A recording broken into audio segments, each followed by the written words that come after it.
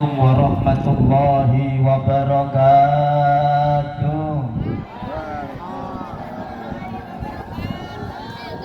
A'udzu billahi minasyaitonir rajim. Bismillahirrahmanirrahim. Alhamdulillahi rabbil alamin. Wassalatu wassalamu ala asrafil anbiya wal mursalin. Sayyidina wa habibina wa maulana Muhammadin wa ala alihi wa sahbihi ajma'in, amma ba'd. Yang saya hormati Kepala Sekolah SMK 1 Waibungur, Ibu Yusnida Febriani Harahap MPD, dan seluruh Wakil Kepala Sekolah, Kepala Prodi, dan seluruh Dewan Guru. Yang saya hormati Grup Hadrah Bu ST, yang saya banggakan dan yang saya cintai seluruh siswa-siswi SMKN 1 Waibungur. Alhamdulillah, puji syukur kehadirat Allah Subhanahu wa taala. Pada kesempatan pagi hari ini kita oleh Allah Subhanahu wa taala masih diberikan nikmat kesehatan jasmani rohani, nikmat iman, nikmat Islam, panjang umur, kesempatan, sehingga dapat bersama-sama bermuajahah, bersilaturahim di SMKN 1 Waibungur dalam kegiatan peringatan Isra Mi'raj Nabi besar Muhammad Sallallahu Alaihi Wasallam tahun 1446 Hijriah, dengan mengambil tema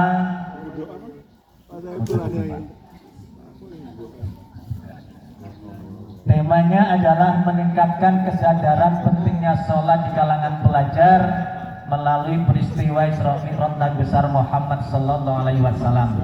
Semoga kegiatan kita senantiasa dalam barokah dan ridho Allah Subhanahu wa taala. Salatullah wassalamuhu, salawat teriring salamnya Allah semoga tak tercurah kepada umat sana kita Muhammad Rasulullah SAW, pada keluarga, sahabat, tabi'in, tabi'in, salafus solihin, yang semoga rahmat syafaatnya mulai hari ini ila yaumil akhir diberikan kepada kita dan keluarga besar kita. Allahumma amin. Bapak Ibu hadirin rahimakumullah, wabil khusus siswa-siswi SMKN 1 Waibungur, panjenengan semua baru saja melihat atraksi pencak silat pagar Nusa tadi apa? Yang dari negara Solin sana. Kerasakti. Kerasakti dan Asad dari LDII. Ketika melihat tontonan semuanya tertegun, termenung dan khusyuk, tantangannya setelah santapan jasmani dilanjutkan dengan santapan rohani. Mudah-mudahan pertemuan pada pagi hari ini, pertemuan yang nantinya akan membawa kebarokan panjenengan semua, sehingganya ke depan kegiatan wabil khusus sholat di SMKN 1 Waibungur akan berjalan dengan baik, tentunya dengan perjalanan yang menghiasi kehidupan, yang menghiasi etika dalam kehidupan di sekolah SMKN 1 Waibungur. Bapak Ibu dan siswa sekalian yang saya banggakan, kita sadar diciptakan oleh Allah Subhanahu wa taala tentu punya maksud dan tujuan. Tidak mungkin Allah Subhanahu wa taala menciptakan makhluk yang bernama manusia tanpa sebuah tujuan. Begitu juga saya yakin siswa-siswi memilih SMKN 1 Waibungur tentu memiliki maksud dan tujuan. Karena apa? Karena kita hidup punya tujuan. Tujuan bisa tercapai tentu ada sebuah usaha. Begitu juga ketika Allah Subhanahu wa taala menciptakan kita, tidak lain dan tidak bukan minimal tujuan tujuannya ada 3. Siswa-siswi yang saya cintai, minimal tujuan Allah menciptakan makhluk yang bernama manusia, yang dari anatominya atas sampai bawah begitu indah. Yang pertama, maksud dan tujuan Allah Subhanahu wa Ta'ala menciptakan makhluk yang bernama manusia agar kita sadar bahwasanya Allah menginginkan kita semua sebagai abdullah. Apa Mbak? Apa Mas? Allah. Apa sih Abdullah? Abdullah tidak lain dan tidak bukan adalah kita sebagai makhluk harus mampu memposisikan sebagai hamba di hadapan Allah Subhanahu wa Ta'ala. Karena kita hamba, karena kita makhluk di hadapan Allah Subhanahu wa Ta'ala, maka kita punya kewajiban yang dinamakan dengan ibadah. Makanya kalau Al-Quran menjelaskan wa ma khalaqul jinna wal insa illa liya'budun. Dalam ayat yang lain, ya ayyuhan nasu budu rabbakumul ladzi khalaqakum min qablikum la'allakum tattaqun. Hai manusia, hendaknya kamu beribadah kepada Tuhanmu yang telah menciptakan kamu dan orang-orang sebelum kamu, la'allakum tattaqun, agar kamu memiliki sifat ketakwaan kepada Allah Subhanahu wa Ta'ala. Untuk menjadi Pak Ustadz, bajunya nggak dipakai Pak Ustadz. Kenapa Pak Ustadz? Rusak kayak rambut saya nanti Pak.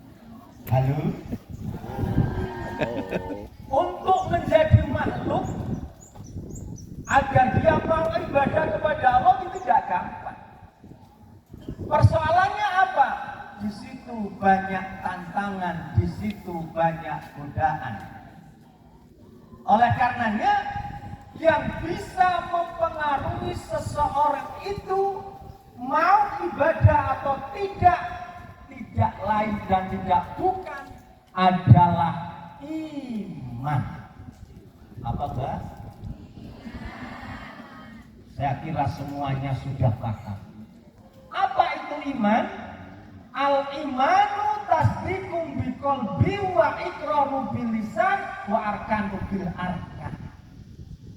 Iman adalah suatu keyakinan yang ada dalam hati, kemudian diucapkan dengan lisan, dibuktikan dengan perbuatan.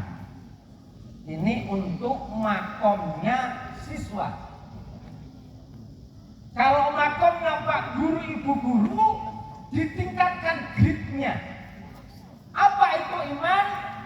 Huwal amnu wa tuma'ninatun nafsi wa jawalul khawfi.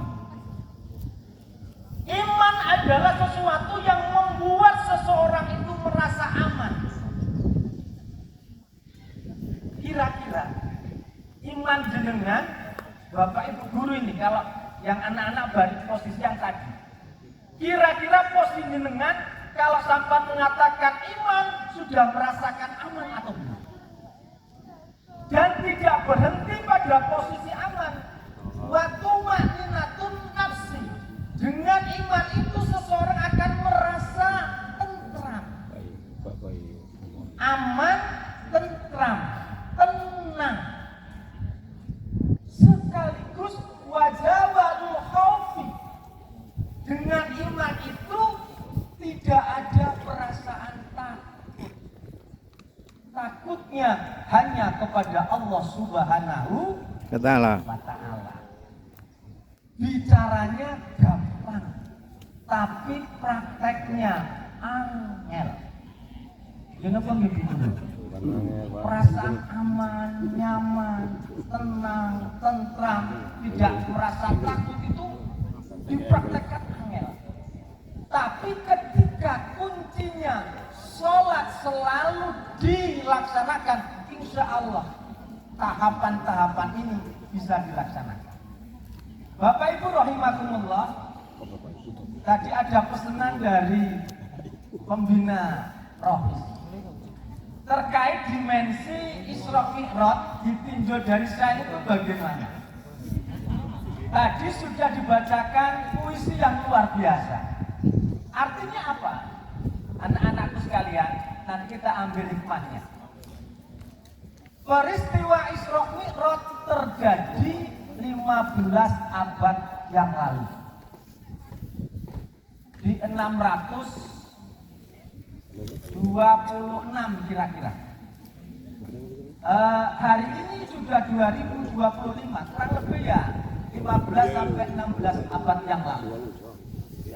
Kalau hari ini yang terjadi bisa saja. Kenapa? Jarak antara Masjidil Haram dan Masjidil Aqsa itu cuma 1.112 km. Nggak jauh. Tapi kalau waktu zaman Rasulullah pakai kuda PP 2 bulan. Gitu. Kalau sekarang pakai jet cepat. Kejadian Isra Mi'raj pada waktu itu pun sulit diterima oleh akal sampai hari ini. Sampai hari ini. Kenapa? 1.112 km itu ternyata hanya dilakukan lailan. Subhanalladzi asra bi 'abdihi lailan minal masjidil haram ilal masjidil aqsa. Dilakukan di sebagian malam. Yang pada waktu itu belum ada pesawat terbang, belum ada jet dan lain sebagainya. Naiknya buruk. Buruk itu bukan ibunya rok juga. Salah tafsir. Yang disediakan oleh Allah Subhanahu wa taala. Akhirnya apa? Ketika Rasulullah SAW pulang dari Isra Mi'raj sama kejadiannya. Ada yang percaya, ada yang tidak percaya. Yang percaya pertama kali siapa? Abu Bakar As-Siddiq. Sehingga beliau digelar As-Siddiq karena orang yang pertama kali mempercayai peristiwa Isra Mi'raj Nabi besar Muhammad Sallallahu Alaihi Wasallam. Konteksnya hari ini bagaimana? Ketika ditinjau dari sisi sains, kita perlu tahu bahwasanya manusia itu tidak terlepas dari sisi waktu dan tempat. Ini kodrat manusia. Berarti kalau seandainya waktu itu Rasulullah SAW terbang begitu cepatnya dari Masjidil Haram ke Masjidil Aqsa, kalau dia masih memakai ruang dan waktu, kira-kira terbakar atau tidak? Saking cepatnya perjalanan. Sehingganya Profesor Thomas Jamaluddin dari BRIN, Badan Riset Nasional, dia memberikan penjelasan, Pak. Ternyata Isra Mi'raj itu tidak bisa dikaji dengan sains. Ya, nggak bisa dikaji dengan sains. Karena apa? Ketika dikaji dengan sains tidak akan ketemu. Pertama, kalau perjalanan itu dari Masjidil Haram ke Masjidil Aqsa hanya ditempuh sebagian malam, terus sampai ke langit 1, 2 sampai 7, maka logika kita tidak bisa menerima. Makanya di sini analisa yang dipakai adalah analisa keimanan. Kok bisa begitu? Iya, karena ayat yang pertama dari surat Al-Isra jelas, Subhanalladzi asra bi 'abdihi lailan minal masjidil haram ilal masjidil aqsa. Maha suci Allah. Ketika sudah bicara maha suci Allah, berarti di situ ikut campur tangannya Allah. Maka bahasanya adalah asra. Maha suci Allah yang telah memperjalankan hambanya. Siapa? Rasulullah Sallallahu Alaihi Wasallam. Makanya kajiannya adalah kajian keimanan. Nah, yang jadi persoalan, iman itu susah untuk dibuktikan. Kok lihat HP ketawa? Tapi wujudnya, reaksinya bisa dilihat. Hukum agama mengatakan bahwasannya belum tentu semua yang ada itu bisa dilihat. Para siswa, oke kita analogi. Sampan percaya adanya kentut. Ada. Masih asik-asiknya belajar, ada yang kentut tut. Karena kentut itu berbagai macam ya. Ada yang tit, itu biasanya karena kecepit. Ada yang tut, agak sedang. Ada yang ruwet, karena habis makan jagung, airnya kuat. Secara wujudiahnya kentut, apa warnanya kentut? Tapi dengan percaya. Kita kaji lagi. Dengan percaya dengan rasa pedas. Percaya? Bisa dirasakan? Wujudnya pedas kayak apa? Enggak bisa dilihat. Ya gampang saja. Jenengan percaya adanya listrik? Apa warnanya listrik? Biru. Tapi faktanya hari ini mic ini bisa hidup karena ada setrumnya, karena ada penghantarnya, sehingga mic ini bisa berbunyi. Logikanya berarti sesuatu itu yang ada belum tentu bisa dilihat, tapi kita yakin bisa merasakan. Makanya terkait dengan Isra Mi'raj Nabi besar Muhammad sallallahu alaihi wasallam tidak lain dan tidak bukan adalah dalam rangka menggiring keimanan kita supaya lebih baik.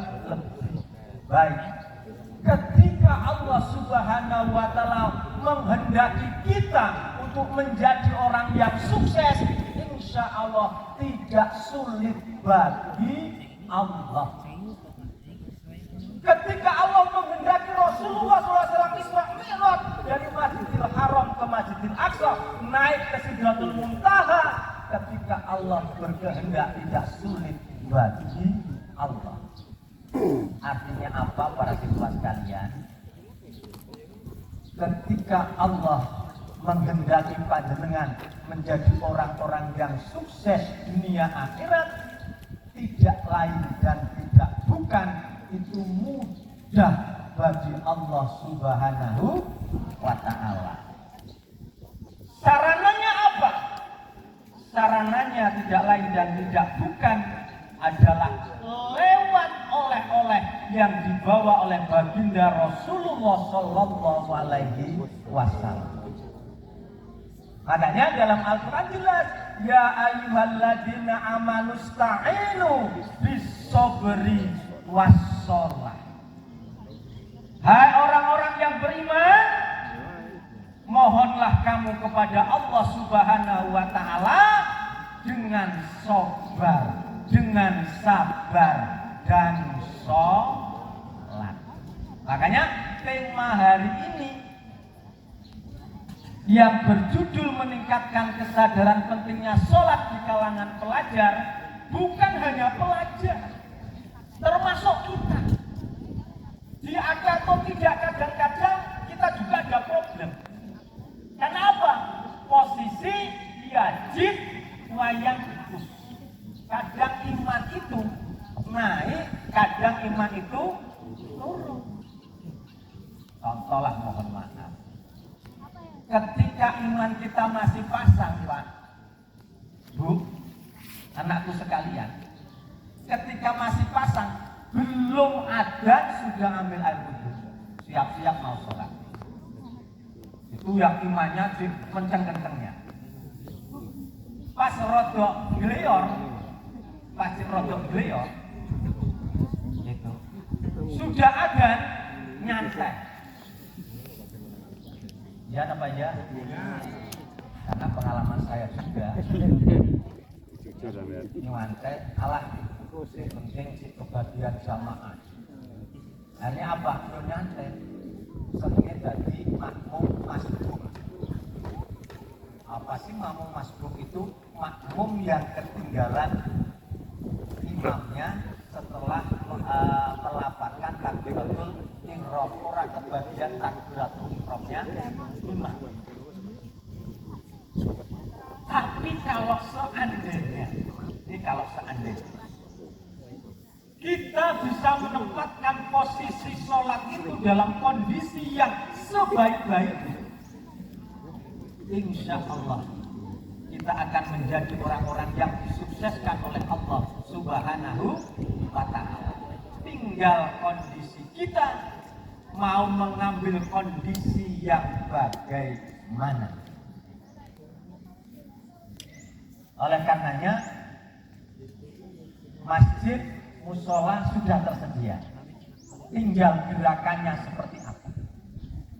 Kalau tertanam dalam jiwa anak-anakku sekalian bagaimana menempatkan sholat pada posisi yang sebaik-baiknya, insya Allah yang diharapkan panjenengan mau seperti apa, mau jadi apa, insya Allah akan diijabah oleh Allah Subhanahu wa Ta'ala, termasuk kita ini.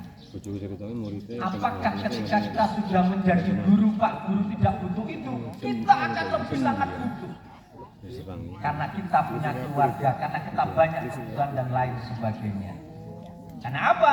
Ketika sholat sudah dianggap gampang, dianggap remeh, dianggap mudah, ini akan menjadi bahaya bagi kehidupan kita. Makanya kenal dengan Ustadz Ujek yang innalillahi meninggal dunia karena kecelakaan motor. Oh, apa itu? Ujek dalam syairnya mengatakan begini. Ya, kita kenang kebaikan beliau, ceramahnya yang begitu menggugah kita.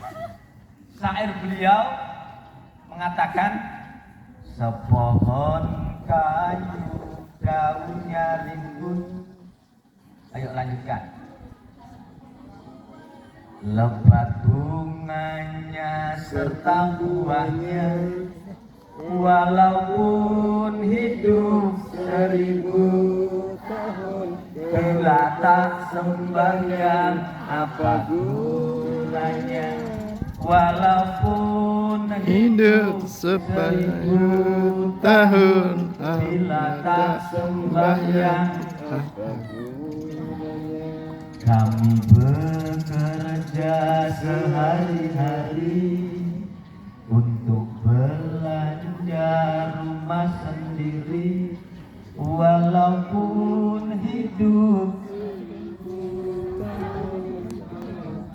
sembahyang apa gunanya. Walaupun hidup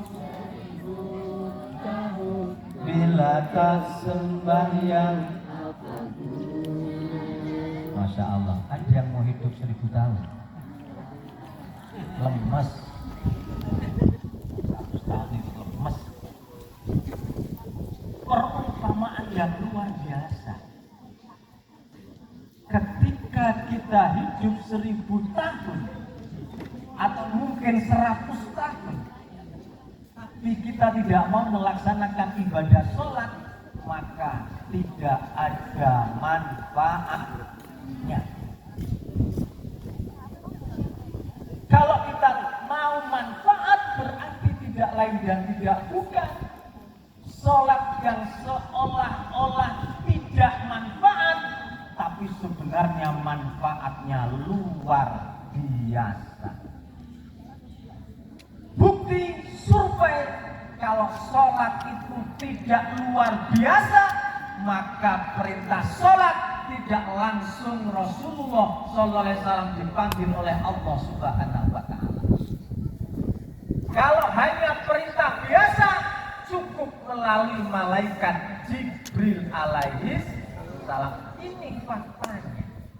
Makanya sholat adalah ibadah yang paling dicintai oleh Allah Subhanahu wa Ta'ala, karena dengan sholat itu posisi manusia betul-betul menghambakan dirinya kepada Allah Subhanahu wa Ta'ala. Posisi yang begitu kepala dimuliakan oleh kita, tetapi ketika sholat pada posisi sujud, ternyata kepala kita lebih rendah dari pantat kita. Apa ada yang sujud terus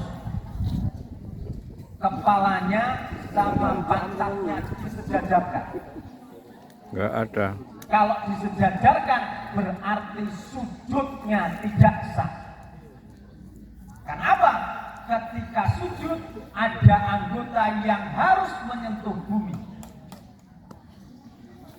Ini apa namanya? Kening. Yes, bahasanya jidat ya. Batuk. Kening. Jidatnya harus menyentuh bumi. Hidungnya harus menyentuh bumi. Dengkul, lebih dengkul ya. Kaki juga harus menyentuh bumi. Ini aturan dari sujud. Berarti sujud adalah suatu kegiatan yang luar biasa.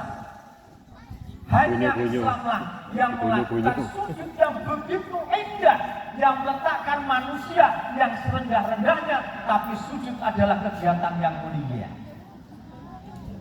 Filsafatnya, mohon maaf, apapun kedudukan kita, apapun jabatan kita, bagaimanapun kepinteran kita, apapun sugihnya kita, kekayaan kita, tapi ketika sholat posisinya kita di hadapan Allah menyentuh bumi. Artinya apa? Dengan bahasa lain, kita tidak boleh sombong di hadapan Allah Subhanahu wa Ta'ala. Termasuk duk-duk, lele, ya, siswa-siswi. Ketika dengan pengen diangkat derajatnya oleh Allah Subhanahu wa Ta'ala, tidak lain dan tidak bukan tolong sholatnya dijaga. Ketika sholatnya dijaga, insya Allah apa yang menjadi hajat panjenengan semua, siswa-siswi dan kita semua pasti yakin dijabah oleh Allah Subhanahu wa Ta'ala. Bapak Ibu, siswa-siswi yang saya cintai, selanjutnya meningkat yang nomor 2. Allah Subhanahu wa Ta'ala menciptakan makhluk yang bernama manusia. Ketika pertama adalah Abdullah, berarti tidak bisa ditawar. Kita harus menyembah kepada Allah Subhanahu wa Ta'ala lewat sarana sholat. Yang kedua, maksud dan tujuan Allah Subhanahu wa Ta'ala menciptakan makhluk yang bernama manusia tidak lain dan tidak bukan adalah khalifatul fil ardh.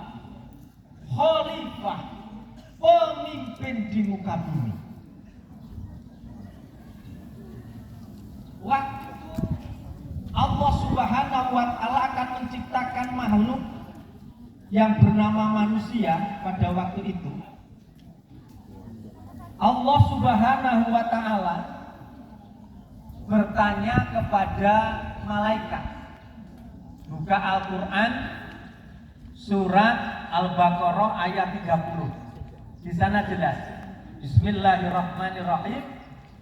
Wa idh qala rabbuka lil malaikati inni ja'ilun fil ardi khalifah. Allah mengabarkan kepada malaikat, hai malaikat, saya mau menciptakan makhluk untuk menjadi khalifah di muka bumi. Malaikat bicara sama Allah. Bicaranya bagaimana? Bicaranya qalu atja'alu fiha ma yusidu fiha wa yasfiku dima. Hai Allah, Engkau akan menciptakan manusia Apakah nanti ketika engkau menciptakan manusia tidak akan membuat kerusakan di muka bumi? Apakah engkau ketika kamu menciptakan manusia tidak akan membuat kerusakan di muka bumi sekaligus mengadakan pertumpahan darah? Kemudian malaikat mengatakan, wa nahnu nusabbihu bihamdika wa nuqaddisu lak. Hai Allah, bukankah saya ini belum cukup untuk selalu langsabbihu bertasbih kepadamu? Apakah kami belum cukup sebagai malaikat terus memuji kepadamu? Apakah kami sebagai malaikat belum cukup untuk selalu menyucikanmu? Wanufat bisilah. Inilah tantangan manusia yang sudah diprediksi oleh malaikat bahwasanya dia akan membuat kerusakan. Oleh karenanya kita semua adalah sebagai pemimpin. Siswa-siswi pemimpin. Kulukum ra'in wa kulukum mas'ulun an ra'yati. Anak-anakku yang siswa, sampean adalah pemimpin untuk dirinya sendiri.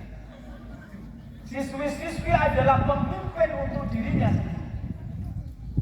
Bahkan dalam hadis Rasulullah SAW, manusia itu nanti di hari kiamat tidak akan bergerak kakinya sebelum ditanya. Yang pertama, umurnya dihabiskan di mana? Yang kedua, masa mudamu dihabiskan di mana? Saya yakin siswa-siswiku yang saya cintai, ibu-ibu guru, bapak-bapak guru panjenengan yang ada ini, beliau bisa menjadi bapak ibu guru karena dulu masa mudanya digunakan, dimanfaatkan untuk hal-hal yang baik, untuk thalabul ilmi. Kalau seandainya masa mudanya dulu tidak dilakukan untuk thalabul ilmi, yakin tidak akan menjadi pak guru, tidak akan menjadi guru. Oleh karenanya pada kesempatan yang baik ini, ketika panjenengan ingin menjadi khalifatul fil ard, pemimpin di muka bumi, setidak-tidaknya ada 4 hal yang harus jenengan kuasai dalam rangka menjadi khalifah fil ard. Yang pertama adalah knowledge, pengetahuan.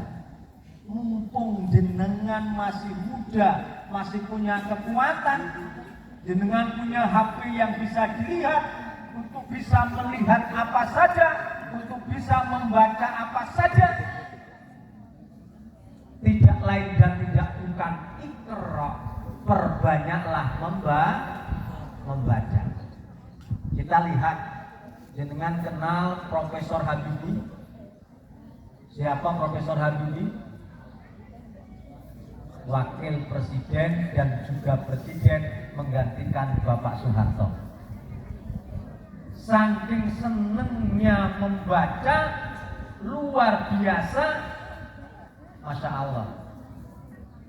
Mohon maaf ya, ini saking beliau senengnya membaca, bahkan sambil di dalam ruangan, yang kalau bahasa kita ya, kita di ruang apa ya,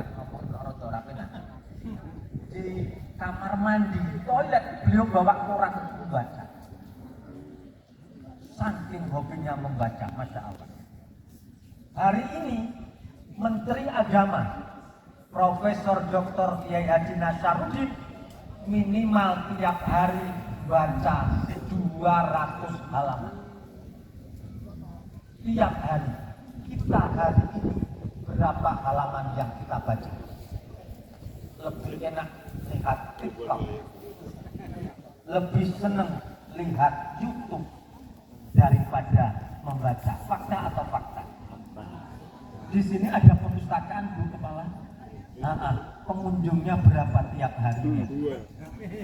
Bisa dihitung dengan jari. Ketika dengan pengen jadi orang sukses, tidak bisa ditawar. Membaca adalah jendela dunia yang harus dengan praktekkan. Ketika dengan knowledge pengetahuannya terus ditingkatkan, insya Allah ketika jenengan menjadi seorang pemimpin akan memiliki pengetahuan yang luar biasa. Cuman persoalannya mau atau tidak. Makanya doanya tidak lain dan tidak bukan Allahumma males wal paksaan. Ya, kalau bisa males yo dipaksa. Kenapa? Sudah disiapkan perpustakaan, jenengan mau baca apa sudah tersedia. Masya Allah, luar biasa. Oleh karenanya, ketika jenengan ingin jadi pemimpin yang sukses, tidak lain dan tidak bukan belajar dan terus belajar. Jangan puas lulus SMK, lanjutkan ke perguruan tinggi. Jangan puas hanya S1, S2. Jangan puas S2, S3. Jangan puas S3, S condong, gitu. Tidak ada ceritanya hari ini yang tidak bisa kita lakukan ketika panjenengan semua mau melakukan. Pak, saya tidak ada dana. Insya Allah pemerintah menyiapkan dana yang luar biasa bagi siswa-siswa yang mau melanjutkan ke perguruan tinggi. Ini tantangannya. Cuman menjadi persoalan, kadang-kadang mohon maaf, diakui atau tidak, ini tanggung jawab guru bagaimana bisa memberikan motivasi kepada siswa-siswanya untuk terus belajar, syukur mau kuliah. Karena survei hari ini, apalagi SMK, ini yang melanjutkan sangat sedikit sekali. Apa karena memang targetnya kerja, saya juga tidak tahu. Tapi sebenarnya kalau alasan kerja, ingin melanjutkan kuliah, insya Allah tidak ada persoalan. Kenapa?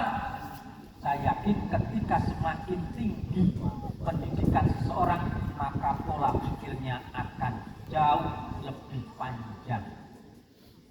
Bapak Ibu sekalian rahimahumullah, yang kedua, tidak cukup dengan penulis. Kita pengen maju, kita pengen berkembang, berarti harus punya skill. SMK tempatnya skill, insya Allah sudah sesuai dengan prodinya masing-masing. Ketika jenengan skillnya terus ditingkatkan, insya Allah jenengan mau kerja di mana saja sampai yang punya modal.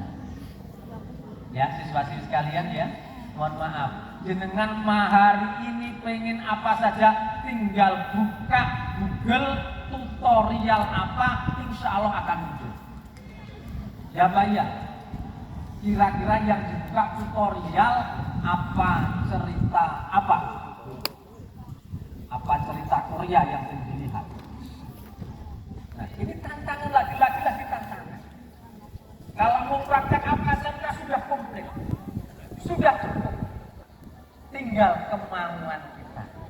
Makanya di kesempatan yang baik ini saya pesan para siswa sekalian, hari ini, saat ini, masa depan kalian adalah yang mewarnai adalah jenengan sendiri. Kalau jenengan hari ini santuy-santuy, seperti santuy-santuy, santai-santai saja Allah. Ujian masih lama lah. Nanti kalau belajar SKS, sistem kebut semalam.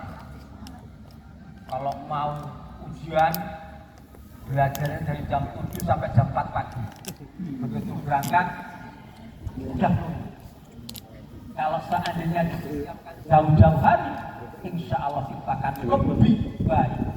Makanya konsepnya satu kali pertemuan, satu kali bahasan, satu bab lebih baik dibaca 10 kali daripada 10 kali bab dibaca sekali. insya Allah akan lebih paham yang dibaca 10 kali. Makanya ayo sedikit. Yang nomor 3, jenengan akan bisa menjadi khalifatul akhir yang unik, yang sukses ketika jenengan punya relasi. Pembangunan SMK terus berkembang, tidak lain dan tidak bukan karena ada relasi, karena ada silaturahmi. Saya bisa diundang Pak Muholi mungkin karena pernah silaturahmi ke SMK. Kalau nggak pernah silaturahmi mungkin juga nggak kenal saya. Makanya saya dipanggil untuk bareng-bareng silaturahmi. Ini pentingnya sebuah relasi. Makanya anak-anakku sekalian, siapapun yang ada di SMK ini, kalau bisa sampeyan kenal semuanya. Yang tadi saya tanya ke Pak Muholi, berapa siswanya? Kurang lebih 450. Kalau seandainya jenengan 450 kenal semua, minimal kalau jenengan nanti nikah semuanya sudah datang, berarti 45 teman datang semua. Nah, kira-kira begitu Pak Muholi ya. Ya termasuk umpamanya kita punya hajat, kalau teman kita banyak, insya Allah yang nyumbang yang banyak. Tapi barku yang mumet balik nih. Ini butuh relasi. Berada dengan bahasa lain, tidak lain dan tidak bukan membangun sosial hubungan dengan orang lain yang sebaik-baiknya. Ini dimulai dari sekarang. Mumpung dengan masih kelas 1, kelas 2, kelas 3 SMK, dan berikutnya ketika di perguruan tinggi sama prinsipnya membangun relasi. Ini sangat penting dalam sebuah kepemimpinan. Dalam rangka memajukan suatu relasi sangat penting. Karena apa? Bisa jadi hati yang disangka tidak akan jadi apa-apa, bisa jadi nanti menjadi seorang yang intelek, profesor. Bisa jadi menjadi pengusaha yang sukses. Bisa jadi menjadi bantu. Bisa jadi menjadi seorang peternak yang sukses. Makanya mohon maaf, kita tidak boleh menyepelekan siapapun karena kita tidak tahu siswa-siswi kita nanti akan jadi apa. Contohlah sekarang, Pak Jokowi itu tukang kayu yang jadi presiden 2 periode, siapa yang nyangka? Ini menjadi sebuah pembelajaran bagi kita, terlepas dari segala kekurangan dan kelebihan. Kalau saya mengambil sesuatu yang positif. Kenapa? Ketika sesuatu yang positif kita bangun, insya Allah hasilnya akan positif. Kalau husnudon yang kita bangun, maka yang ada adalah sebuah kebaikan. Kalau yang kita bangun adalah positif thinking, maka yang muncul adalah positif. Kalau siswa-siswi sekarang hari ini mengatakan saya harus jadi orang sukses, maka akan termotivasi menjadi orang yang sukses. Tapi kalau hari ini sampai sudah mengatakan Allah, aku terima jadi wong tukang ngarit, ya kok jadi tukang ngarit. Aku terima lah, kok nek lulus jadi pembantu rumah tangga, aku bilang tidak. Alangkah kecilnya cita-cita jenengan. Kalau bisa cita-cita selangit, insya Allah ketika itu terus berusaha, insya Allah akan berhasil. Bapak Ibu rahimakumullah, terakhir sudah jam 11 kurang 40 menit. Pertama Abdullah, kedua Khalifatullah, yang terakhir adalah kita punya tanggung jawab. Alladzi khalaqal mauta wal hayata liyabluwakum ayyukum ahsanu amala. Dialah Allah yang tadinya tidak ada menjadi ada. Alladzi khalaqal mauta wal hayata liyabluwakum ayyukum ahsanu amala. Ketika yang tadinya tidak ada menjadi ada, kemudian Allah Subhanahu wa taala akan melihat kamu semua, kita manusia, untuk apa? Ahsanu amala, menjadi manusia yang terbaik. Kalau hasan baik banyak. Tapi ketika ahsan, aksi yang terbaik itu sedikit. Ya Pak ya, saya mau tanya anak-anakku sekalian. Kalau ranking itu semuanya ranking 1 atau ada urutannya? Ada urutan. Kalau di sekolah ini, kepala sekolah itu satu sekolah ada kepala sekolah 4. Kalau di masjid sholat jamaah itu kira-kira imamnya 1, ada imam 2, imam 3. Imam cadangan. Artinya untuk menjadi manusia yang terbaik itu tidak gampang, butuh perjuangan. Lagi-lagi kita dituntut oleh Allah Subhanahu wa Ta'ala menjadi manusia-manusia yang berprestasi. Jadi hamba Allah yang berprestasi. Sehingga apa? Rasulullah Shallallahu Alaihi Wasallam ketika melaksanakan ibadah sholat sampai kakinya bengkak. Iya. Karena apa? Habis. Rasulullah ingin 1 jam lebih, 2 jam aku mampu HP ku. hamba yang paling bersyukur, padahal sudah dijamin masuk surga. Lawang kita urung mesti nasibe. Usaha kita sejauh mana? Makanya lewat kesempatan yang baik ini, lewat Isra Mi'raj yang kita peringati, ayo kita bareng-bareng menjadi insan yang terbaik sesuai dengan profesinya kita masing-masing. Menjadi Pak Guru, Bu Guru, ayo berusaha menjadi Pak Guru, Bu Guru yang terbaik. Jadi siswa yang terbaik. Ketika sudah terbaik, insya Allah kebaikan kita tidak akan dilihat sebelah oleh Allah Subhanahu wa Ta'ala. Famay ya'mal misqala dzarratin sarayara wa may ya'mal misqala dzarratin sarayara. Apa yang kita lakukan kebaikan itu walaupun seberat sawi, maka Allah akan balas. Namun sebaliknya, walaupun kita melakukan keburukan seberat biji sawi juga sama, akan dibalas oleh Allah Subhanahu wa Ta'ala. Oleh karenanya, ayo lewat momen Isra Mi'raj ini semuanya kita harus lebih tingkatkan. Kalau sholatnya jamaah belum, berarti harus lebih ditingkatkan. Kalau sholat fardunya sudah, insya Allah besok rame bareng-bareng sholat duha. Udah dipraktekkan belum sholat duhanya Pak Muharrir? Udah. Alhamdulillah, luar biasa. Siswa-siswi sholat duha wujud dengan bakti kepada orang tuanya. Karena apa? Dengan situ berdoa, Allahumma inna duha duhaika wal baha baika wal jamala jamalika wa quwata quwatika wa qudrata qudratika. Allahumma ikana rizki bis samai wa anzilhu. Ya Allah, jika rezeki itu di langit maka turunkan. Wa ikana fil ardi fa'akhrizhu. Wa ikana ada, kalau seandainya rezeki itu masih di bumi, tolong keluarkan.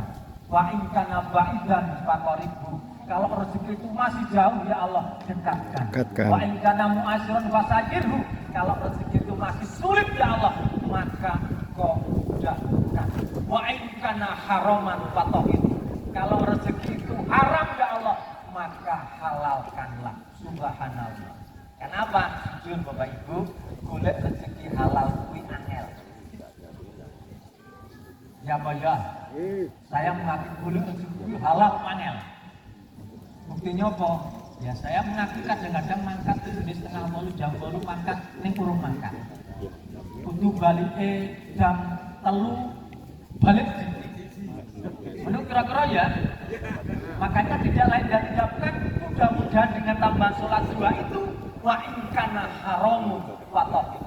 Kalau itu haram, mudah-mudahan disucikan oleh Allah Subhanahu wa taala. Ditambah sedekah sing akeh, mudah-mudahan jadi kebaikan-kebaikan. Saya kira itu yang terpenting. Akhir dari Isra Mi'raj pada hari ini tidak lain dan tidak bukan, ayo bareng-bareng kita berusaha menjadi Abdullah, hamba-hambanya Allah Subhanahu wa taala yang setiap saat, setiap waktu ketika sudah datang waktunya ibadah, semuanya kita tinggalkan menghadap Allah Subhanahu wa taala. Insya Allah panjenengan derajatnya akan diangkat oleh Allah Subhanahu wa taala.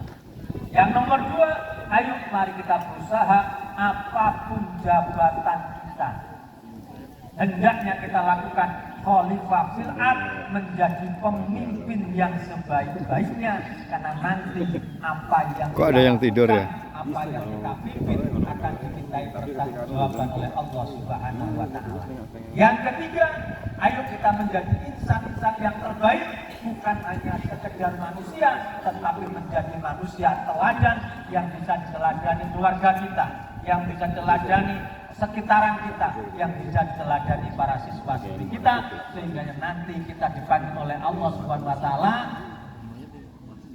Kalau dalam Al-Qur'an, ya ayat Tuhan nafsul mutmainnah irji'i ila rabbiki radiyatan mardiyah fadkhuli fi ibadi wadkhuli jannati. Hai orang-orang yang beriman, hati yang mutmainnah, yang tenang, kembalilah kepada Allah Subhanahu wa taala dalam ridhonya Allah Subhanahu wa taala. Ketika tahapan Abdullah, khalifah yang asyanu amalah, insan yang terbaik bisa kita laksanakan. Mudah-mudahan kita menjadi orang-orang yang husnul khotimah. Amin ya rabbal alamin. Awal hingga akhir apa yang saya sampaikan, ada salah, ada keliru, kepada Allah saya mohon ampun, kepada Bapak Ibu saudara sekalian dan anak-anakku sekalian saya mohon maaf. Saya akhiri, wallahu muwaffiq ila aqwamit thoriq. Wassalamualaikum warahmatullahi wabarakatuh. Waalaikumsalam warahmatullahi wabarakatuh.